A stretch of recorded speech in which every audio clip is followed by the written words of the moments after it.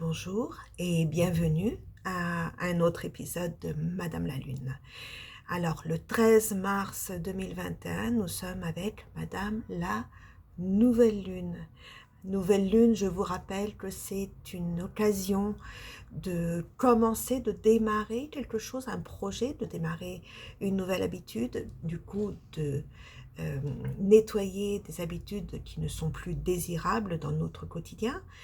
Et c'est une occasion aussi de tourner la page sur certains comportements, de tourner la page sur des choses du passé dont on n'a plus besoin, donc de pouvoir dire au revoir, remercier des expériences du passé, mais faire comprendre à notre être que nous sommes prêts et prêtes pour en vivre d'autres. Donc voilà, Madame la nouvelle lune de Mars, qu'est-ce qu'elle nous propose comme énergie? Parce qu'encore une fois, je vous rappelle que ma façon de vous présenter les lunaisons n'est pas dans la clairvoyance, n'est pas dans la fatalité, mais elle est juste dans une proposition d'une vibration particulière. Donc voyons voir cette nouvelle lune en poisson, que nous propose-t-elle comme vibration, comme énergie sur laquelle on peut, si l'on choisit, parce qu'on a le libre arbitre, on peut travailler. C'est une énergie qui va nous proposer l'amour avec un grand A, qui va nous proposer la relation de couple et qui va nous proposer l'énergie de la compassion et de l'empathie. Alors, prenons une chose à la fois. Le couple étant effectivement le relationnel amoureux et dans cette énergie un peu en poisson romantique de cette nouvelle lune, comment je vais affronter le couple, mais surtout, avant tout, comment je vais rééquilibrer le couple à l'intérieur de moi-même. Du coup, euh, quelle partie de moi je vais dédier à mon énergie masculine et quelle partie de moi je vais dédier à mon énergie féminine. Pour cela, vous pouvez très bien aller dans la playlist de ma chaîne YouTube des méditations guidées et je viens de poster une méditation sur le féminin masculin, le rééquilibrage de ces deux énergies.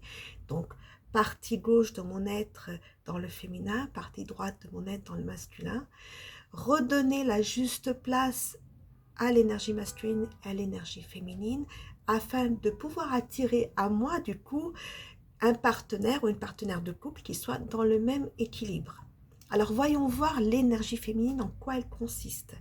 L'énergie féminine est tout ce qui est mystérieux, tout ce qui est lunaire, tout ce qui est inconscient, tout ce qui est nature, tout ce qui est irrationnel, tout ce qui est intuitif. Hein. L'énergie masculine va plutôt être tout ce qui est rationnel, tout ce qui est cartésien, tout ce qui est scientifique, médical et tout ce qui est solaire et tout ce qui est dans l'action. Donc, comment je vais rééquilibrer cette énergie à l'intérieur de moi afin de moi-même pouvoir attirer à moi, si je suis célibataire, un partenaire, une partenaire qui va correspondre à cette énergie équilibrée. Et du coup, effectivement, dans le couple, il va y avoir vraiment un homme et une femme et pas des couples invertis ou des suprémacistes ou des opprimés et ainsi de suite. Et comment, si je suis déjà en couple, je peux rétablir un équilibre dans mon couple qui va encore plus ouvrir les portes sur un amour romantique, sentimental et assez, on va dire, fleur bleue. Donc même si je suis en couple depuis 20 ans, 30 ans, 50 ans, comment je peux réorganiser à l'intérieur de moi afin que mon partenaire ou ma partenaire, en conséquence, se rééquilibre aussi, consciemment ou inconsciemment, et on puisse être homme et homme, ou femme et femme, homme et homme, peu importe, mais dans l'équilibre de l'amour. Donc voilà pour l'amour, l'énergie d'amour que nous offre Madame la Nouvelle Lune ce week-end, mais bien avant et bien après aussi. Vous savez que l'énergie n'est pas juste fixée sur les 24 heures. Et aussi, elle va nous permettre, elle va nous ouvrir une porte sur la compréhension de tout ce qui concerne l'empathie. Alors l'empathie est un sujet que j'affectionne beaucoup parce que pour moi, l'empathie dérive du point central qui est moi-même. Je ne peux pas être empathe si déjà je n'ai pas d'amour pour ma personne. Sinon, je deviens sympathique. C'est-à-dire que Quand je suis dans l'empathie de l'autre, je vais devoir tellement être en amour avec moi-même que je vais oublier qui je suis et comprendre ce que l'autre est. Quand je suis en empathie vers l'autre, je ne vais pas faire les choses à sa place. Je vous illustre grossièrement, par exemple, on ne va pas assister tout un peuple en fournissant de l'alimentation. Ça, c'est de la sympathie. Mais si on est dans l'empathie pour tout ce peuple qui a besoin d'aide, on va lui enseigner comment lui-même cultiver son alimentation. De même, quand on a une amie, un ami, enfin, une relation familiale, une relation de couple, et qu'on veut être là pour l'autre, nos enfants aussi, si on est en empathie, on va enseigner, on va transmettre une ressource que l'autre va pouvoir utiliser en autonomie et en indépendance, alors que si on est en sympathie, on va tout faire à la place de l'autre, sauf que le problème ne va pas être résolu parce que dans une semaine, 2 semaines, dans un mois, il va se répéter et il va vous être reproposé. L'empathie est souvent confondue par abnégation. Or, il n'est pas possible d'être dans l'empathie si on épuise totalement nos ressources. Donc, avant de pouvoir être là pour l'autre, il est hyper important d'être là pour soi-même. Posez-vous la question. Est-ce que je suis fatiguée après avoir écouté ma copine ou mon conjoint ou mes enfants? Est-ce que cela me draine, me puise? Si la réponse est oui, c'est que vous n'avez pas été en empathie, vous avez été en sympathie, c'est que vous avez donné tellement de vous-même que l'autre, bien sûr, s'est nourri et s'est senti soulagé à ce moment donné, mais que plus tard, l'autre va devoir revenir vers vous pour puiser à nouveau. Sauf que vous-même, vous allez être vide. C'est comme si, par exemple, j'avais un seau d'eau, et cette eau, c'est vraiment l'amour que je veux distribuer, mais à la fin, je n'ai plus d'eau dans mon seau. Du coup, moi, je vais être vide. Les personnes, je vais être inutile aux personnes qui m'entourent, aux personnes que j'aime, et la relation va se finir ou va être frustrante, ou va être fatigante, ou va être énervante.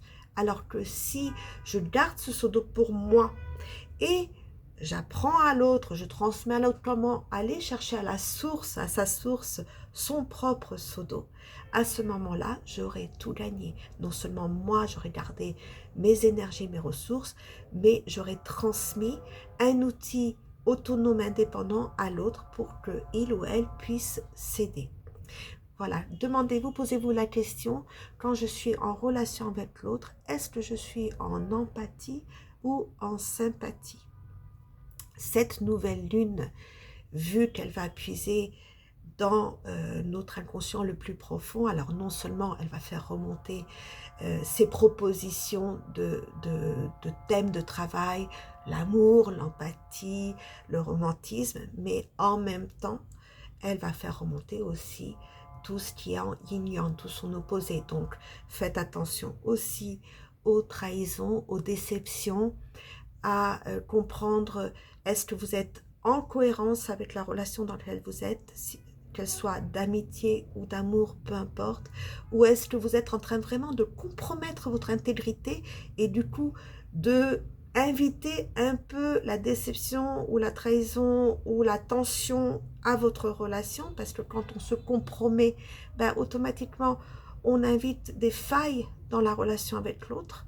Donc, comprendre vraiment, est-ce que moi, je suis moi-même authentique dans cette relation, hein, encore une fois, qu'elle soit familiale, d'amitié ou d'amour, peu importe, ou est-ce que j'ai vraiment compromis ma personne parce que j'avais besoin d'aimer ou pour d'autres raisons, et que du coup, cette relation va être bancale et on va inviter des failles à la relation.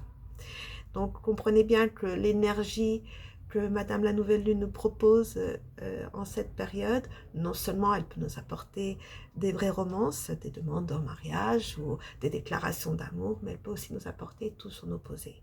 Cela va dépendre exclusivement sur quel genre de personne on veut être. Est-ce qu'on va être authentique et fidèle à soi-même? Est-ce qu'on va être en amour avec soi-même? Rappelez-vous qu'on attire à nous exactement ce que l'on est. D'accord? dont je vous souhaite d'être en amour ou d'être en désamour si cela est pour le respect de vous-même. Je vous souhaite aussi de comprendre que l'empathie est quelque chose qui découle de l'amour inconditionnel et pas d'un amour sous condition d'avoir le retour de ce qu'on a donné.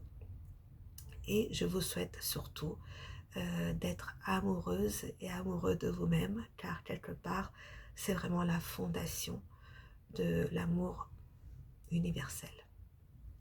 Et je vous retrouve dans 15 jours pour Madame la pleine lune.